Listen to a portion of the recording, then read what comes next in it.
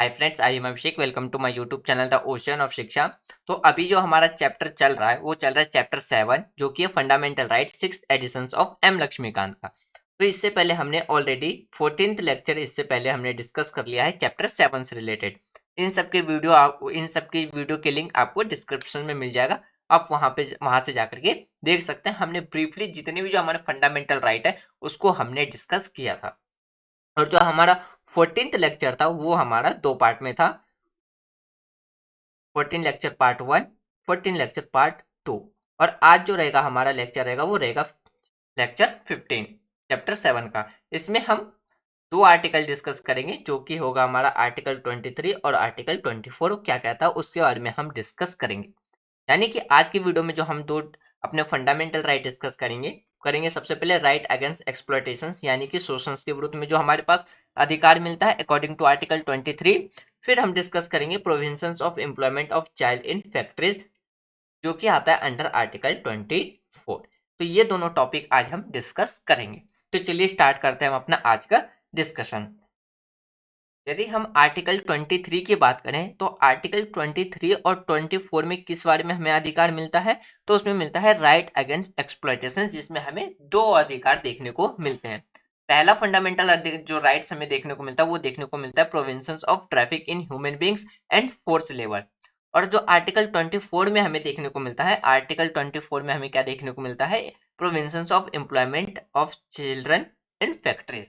यानी कि अगर हम बात करें जो हमारे पास राइट अगेंस्ट एक्सप्लॉयटेशन में 2 अधिकार है, तो हम सबसे पहले डिस्कस करते हैं आर्टिकल 23 में हमें कौन सा फंडामेंटल राइट दिया गया। अगर हम अकॉर्डिंग टू आर्टिकल 23 के अकॉर्डिंग हम बात करें तो हमारा जो फंडामेंटल राइट है उसमें किस बारे में बात की गई है, provision traffic in human beings. और इसमें 2 वर्ड का यूज किया गया है, एक बेगर और दूसरा है हमारा फोर्स लेबर। तो इसमें इन 2 शब्द के बेस पे डिफाइन करने की कोशिश की गई है किस तरीके से हमारा जो अधिकार है फंडामेंटल राइट है आर्टिकल 23 के अकॉर्डिंग वो किसको रोकने की बात करता है और किस पे पाबंदी लगाता है। अगर हम आर्टिकल 23 की बात करें तो उसमें कहा गया है कि कोई भी, चाहे वो कंपनी हो या स्टेट हो, किसी भी पर्सन को क्या कर सकता है, बेगर यानी कि भिखारी के रूप में या फोर्स लेबर के रूप में क्या कर सकता है, उससे काम नहीं करवा सकता है। ये अकॉर्डिंग टू कॉन्स्टिट्यूशन से यदि कोई ऐसा करता है तो वो क्या होगा, दंड के लायक होगा विथ लॉ। ये कहता है आर्टिकल 23। यदि हम इजी वर्ड में समझने की कोशिश करें, आर्टिकल 23 इस बात का हमें अधिकार देता है कोई हमसे जबरन यानी कि जबरदस्ती या भिखारी के रूप की तरह काम करवाता है तो आर्टिकल 23 के तहत क्या होगा, वो एक दंडनीय कार्य होगा और उस अपराध के लिए उसे दंड किया जाएगा। जैसे कि यहाँ पे कहा गया है कि मानव के व्यापार जैसे कि बेगर और जबरन श्रम और अन्य समान प्रकार के जो जबरन श्रम पर रोक लगाता है हमारा आर्टिकल 23। इस प्रावधान का यदि कोई उल्लंघन करता है तो उसको क्या होगा, चाहे वो नागरिक को हो या गैर नागरिक, ये अधिकार दोनों के लिए है। यदि इसका कोई उल्लंघन करता है तो लॉ के अकॉर्डिंग इसे क्या किया जाएगा, तो पनिश किया जाएगा। ये हमारा आर्टिकल 23 कहता है। हमारा जो आर्टिकल 23 है ये ना हमें सिर्फ राज्य से बचाता है बल्कि जो प्राइवेट पर्सन है उससे भी वो हमें बचाता है। प्राइवेट पर्सन का मतलब हो गया जैसे कि किसी निजी दफ्तर, निजी फैक्ट्री, इन सब से भी क्या करता है हमारा आर्टिकल 23 हमें बचाता है। जैसे कि अगर हम बात करें तो express traffic in human being included, इसके अंदर और क्या क्या इंक्लूड किया गया है, जैसे आदमी यानी कि मैन, ह्यूमन एंड चिल्ड्रन, इनको यदि किसी वस्तु की तरह खरीदा या बेचा जाता है तो उसको भी ट्रैफिक इन ह्यूमन में इंक्लूडेड किया गया है। दूसरा, यदि किसी ह्यूमन और किसी बच्चे को सिर्फ इसके लिए इनमोरल ट्रैफिक के लिए क्या किया जाता है, व्यापार करने के लिए यूज किया जाता है, तो इस पे भी ये क्या लगाता है, प्रतिबंध लगाता है। यानी कि जैसे कि अगर हम बात करें वैश्यकृत सहित जैसे कि महिलाओं और बच्चों में जो अनैतिक व्यवहार है उसको भी ये प्रतिबंध यानी कि रोकने का काम करता है। अगर हम बात करें जैसे कि देवदासी या गुलामी, तो इससे भी प्रिवेंट करने का काम करता है, इससे भी प्रोटेक्ट करने का काम करता है। और इसको भी किसके अंदर रखा गया, आर्टिकल 23 के अंदर ऐड करके रखा गया। फिर क्या है, अगर पार्लियामेंट के द्वारा जो लॉ बनाए गए हैं, जो एक्ट बनाए गए, यदि इमोरल ट्रैफिक किया जाता है, यानी कि पार्लियामेंट के द्वारा इमोरल ट्रैफिक प्रिवेंशन एक्ट 1956 को क्या है तो बनाया गया है ऐसे व्यक्ति को दंड देने के लिए जो इस तरीके की एक्टिविटी करता है। अभी हमने यहाँ पे दो वर्ड का यूज किया, जैसे कि एक था बेगर और दूसरा था हमारा फोर्स लेबर। अब हम इन दोनों के बारे में समझते हैं कि किस तरीके से हमारे कॉन्स्टिट्यूशंस में इसको डिफाइन किया गया है। यानी कि अगर हम बात करते हैं बेगर टर्म की, यानी कि अगर हम बेगर शब्द की बात करें तो इसका मतलब होता है किसी से काम करवाना और उतनी उसको पगार या सैलरी ना देना जितना उससे लेबर फोर्स या जितना उससे सर्विस लिया जा रहा है। यानी कि अगर हम इन शॉर्ट में बात करें तो बेगर शब्द का जो मतलब होता है वो क्या होता है कि जितना उससे काम करवाया गया है उससे कम उसको भुगतान करना। ये जो परिभाषा है, ये जो शब्द रखा गया है वो रखा गया है किसके अंदर, बेगर वर्ड के बेगर टर्म के अंदर इसे रखा गया है। अगर हम बात करें यह एक अनोखी भारतीय प्रणाली थी, यानी कि अगर हम इसे अपने पास्ट यानी कि हिस्ट्री टाइम में देखने को मिलते हैं तो हमारी कंट्री के ऐसे के अंदर क्या था, ये एक अनोखी प्रकार की हमें ये प्रणाली देखने को मिलती थी जिसमें जो बड़े बड़े जमींदार होते थे वो क्या करते थे, किराए के लेबर को बचाने के लिए बिना उसको भुगतान किए हुए क्या करते थे, उनकी सेवाएं यानी कि सर्विसेज ले लेते थे, लेकिन उनको जो मजदूरी होती थी वो उन्हें नहीं देते थे, मतलब नहीं देते थे। तो उससे क्या है, तो इस चीज की जो एक्टिविटी है, ऐसी एक्टिविटी को आज के टाइम पे रोकने के लिए हमारे कॉन्स्टिट्यूशन में आर्टिकल 23 को के अंदर ये अधिकार दिया गया है ताकि ऐसी एक्टिविटी आगे ना हो। तो जो अगर हम बात करें किसके जो बेगर टर्म है, इसके लिए जो अनुच्छेद है, अनुच्छेद अगर हम 23 तो बेगर शब्द के साथ और किसके, जैसे कि बंधुआ मजदूरी जैसे अन्य जबरन लेबर श्रम के समान के रूप में क्या है इस पर भी रोक लगाता है। अब बात करते हैं हम किस कार्य में, फोर्स लेबर के बारे में। फोर्स लेबर में क्या था, अपने यानी कि किसी व्यक्ति से उसकी मर्जी के खिलाफ जब कोई काम करवाता है तो वो आता है हमारा फोर्स लेबर।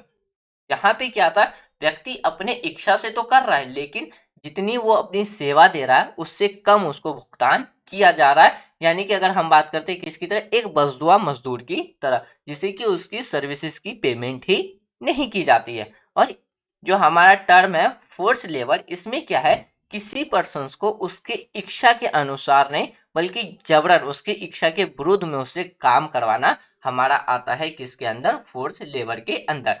इन सबको रोकने के लिए क्या क्या किया गया था, तो इन सबको रोकने के लिए bounded labour system abolitions act 1976, the minimum wages act 1948, contract labour act 1970 and equal remunerations act 1976 act पारित किया गया था। और अगर हम इसमें बात करें जो फोर्स लेबर है, इसमें सिर्फ फिजिकल रूप से ही नहीं, कोई यदि लीगल फोर्स है और उसे जबरन काम करवाया जाता है, यानी कि किसके रूप से, अगर हम इकोनॉमिक सरकमटेंस के रूप में भी देखते हैं और उसकी सर्विस के अकॉर्डिंग उसको कम भुगतान किया जाता है, तो वो भी किसके अंदर आएगा, लेबर फोर्स के अंदर आएगा। यानी कि अगर हम बल शब्द का यूज करते हैं तो उसमें ना केवल शारीरिक या कानूनी बल शामिल है बल्कि उसमें जो आर्थिक परिस्थितियां हैं, कि आर्थिक परिस्थिति जैसे कि किसी पर्सन की जब आर्थिक स्थिति खराब हो जाती है तो वो कोई काम अगर ढूंढता है और उसमें भी अगर उसे जबरन मजदूरी करवाता है तो उसको भी इसके अंदर इंक्लूड किया गया है। और इन सबको रोकने के लिए बहुत से एक्ट बनाए गए थे, जैसे कि अभी हमने देखा कि जैसे बंधुआ मजदूरी प्रणाली अधिनियम 1976, न्यूनतम मजदूरी अधिनियम 1948, ठेका श्रम अधिनियम 1970 और सामान्य पारिश्रमिक अधिनियम 1976 बनाए गए हैं ताकि हमारी सोसाइटी के अंदर ऐसी एक्टिविटीज को क्या किया जा सके, तो रोका जा सके। अगर हम बात करते हैं आर्टिकल 23 के अंदर हमें क्या है, कुछ एक्सेप्शंस भी देखने को मिलते हैं, जो कि क्या है, ये राज्य को परमिट करता है इस चीज में जो कि इम्पोज हो किसमें, compulsory service for public purpose as the for the example military service और सोशल सर्विस। यानी कि हमारा जो आर्टिकल 23 है उसमें कुछ एग्जेप्शंस ये देखने को मिलता है, ये राज्य को क्या करता है, परमिट यानी कि आदेश देता है, यानी कि ये प्रावधान प्रदान करता है कि राज्य सार्वजनिक उद्देश्य के लिए यह अनिवार्य सेवा लागू करने की अनुमति दे देता है। उदाहरण के लिए अगर हम देखें तो सैन्य सेवा या जो सामाजिक सेवा के रूप में हम देख सकते हैं, जिसके लिए यह भुगतान करने के लिए क्या होगा, तो स्टेट बाध्य नहीं होगा। हालांकि अगर ऐसी सेवाएं को बात करें तो ऐसी सेवा लागू करने में राज्यों को यदि राज्य के द्वारा ऐसी कोई सेवा इम्प्लीमेंट किया जाता है या लागू किया जाता है तो बस इसमें एक चीज हमें देखने को नहीं मिलेगा कि राज्य किसी भी पर्सन के साथ रिलीजन, कास्ट, क्लासेस और जेंडर के बेस पे क्या नहीं कर सकता है, तो डिस्क्रिमिनेशन नहीं कर सकता है। बाकी जो हमारा आर्टिकल 23 है उसके ऑब्जेक्शंस में ये स्टेट को परमिट मिल जाता है कि वो क्या कर सकता है, सार्वजनिक उद्देश्य के लिए अनिवार्य सेवा को लागू करने की अनुमति दे देता है। तो ये एक एक्सेप्शन हमें देखने को मिलता है आर्टिकल 23 में। अब बात करते हैं किसके बारे में, provisions of employment of child children in factories, यानी कि जैसे कि कारखाने होते हैं, जैसे कि विस्फोट वाले फैक्ट्रीज हो गए, माइनिंग वाली जो फैक्ट्रीज हो गई, यहाँ पे क्या है 14 साल से कम के बच्चों को क्या रखना, काम में रखना क्या माना गया है, तो अनलॉफुल एक्टिविटी मानी गई है, जिसकी वजह से क्या है उसे पनिश किया जा सकता है। जैसे कि अगर हम बात करें आर्टिकल 24 में कहा गया है कि यदि कोई बच्चा 14 साल से कम है तो उसको जैसे कि जो हार्ड रोशनी यानी कि ऐसी एक्टिविटीज जिसमें कि बच्चे की जान के ऊपर खतरा आ सकता है, तो ऐसी फैक्ट्री में काम करने के लिए क्या लगा रखा है, तो वंचित लगा रखा है कि आप 14 साल से नीचे या 14 साल से कम के बच्चों को आप इन जगहों पे काम में नहीं लगा सकते, जैसे कि माइनिंग या केमिकल इन फैक्ट्रीज हो गई। फिर हमारा जो बारूद वाली जो फैक्ट्री हो गई, फिर जैसे रेल कंस्ट्रक्शन में, रेलवे में, इन सब में क्या है 14 साल से बच्चों को कम में नहीं लगाया जा सकता, ये कहता है हमारा आर्टिकल 24। और आर्टिकल 24 में क्या, चाइल्ड लेबर को रोकने के लिए कुछ एक्ट बनाए गए थे, जैसे कि the children labour provisions of regulation act 1986 is the most important law in the direction, यानी कि इस डायरेक्शन में क्या है, जो 1986 का एक्ट है, कानून है, जो ये कहता है कि बाल श्रम निषेध और विनिमय अधिनियम, जो कि 1986 में बनाया गया था, ये एक सबसे महत्वपूर्ण कानून माना जाता है। उसके बाद क्या है, in addition the employment of children act 1938, the factory act 1948, the mines act 1952, the merchant shipping act 1958, the plantations labour act 1951, the motor transport worker act 1951, Apprentice Act 1961, the BD and Kigar Worker Act 1966, other similar act provisions and the employment of children below tender age, यानी कि ये सारे जो act बनाए गए थे, ये act सिर्फ इसलिए बनाए गए ताकि जो जो हमारे जो फंडामेंटल राइट जो 14 कहता है उसको क्या कर सके, तो ऐसी एक्टिविटीज को रोक सके जो कि करता हो, जो किस बारे में बात करता हो, provisions of employment of children in factories. तो इस एक्टिविटी को रोकने के लिए क्या है, ये सारे कानून बनाए गए थे। अगर हम बात करते हैं 1966 में क्या है, सुप्रीम कोर्ट के द्वारा एक डायरेक्शन स्टैब्लिश किया गया था, किस नाम से, child labour rehabilitation welfare fund. इसमें कहा गया था सुप्रीम कोर्ट के द्वारा, यदि कोई व्यक्ति यदि किसी व्यक्ति के द्वारा या किसी फैक्ट्रीज के द्वारा किसी बच्चे को 14 साल से नीचे कम में अगर मजदूरी पे लगाया जाता है तो उस पे क्या होगा, 20,000 का फाइन लगाया जाएगा, और वो 20,000 की जो फंडिंग आएगी फाइन लगाने के बाद उसको किस में यूज किया जाएगा, तो उस चिल्ड्रन के एजुकेशन, यानी कि एजुकेशन, हेल्थ और न्यूट्रिशन को इम्प्रूवमेंट करने के लिए उस फाइन को लगाया जाएगा। ये बात सुप्रीम कोर्ट के द्वारा 1996 में कही गई थी।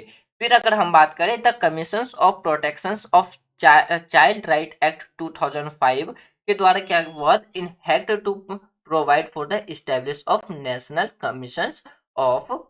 Commission and state commission for protection of child right and children courts for providing speedy trial of offence against the children और वायलेंस ऑफ चिल्ड्रन राइट, यानी कि बाल अधिकारों के संरक्षण के लिए आयोग अधिनियम 2005, जो कि क्या कहता था, बच्चों के खिलाफ अपराधों या बाल अधिकारों के उल्लंघन की तस्करी परीक्षण के लिए क्या है, एक राष्ट्रीय आयोग और बाल अधिकारों के संरक्षण के लिए राज्य आयोग और राज्य के न्यायालयों की स्थापना के लिए अधिनियमित किया गया था। यानी कि ये कब किया गया था, 2005 में।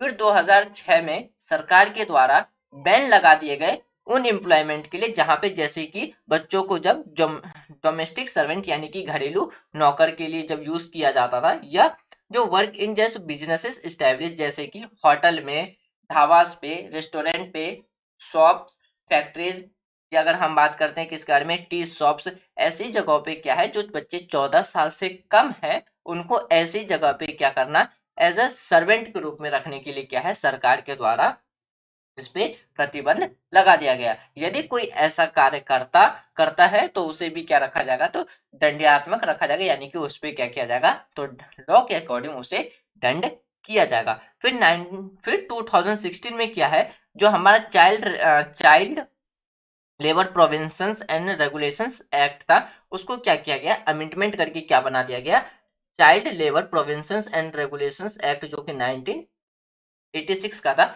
उसको अमेंडमेंट करके क्या बनाया गया था, तो इसको नया नाम यानी कि उसके नाम को बदल के रखा गया यानी कि the principal act of child and adolescence labour provisions and regulations act. यानी कि जो हमारा 1986 का जो एक्ट था, कौन सा एक्ट, तो the child labour provisions and regulations act, उसको क्या अमेंडमेंट करके उसका क्या नाम रख दिया गया, तो the principal act as the child and adolescence labour provisions and regulations act रख दिया गया।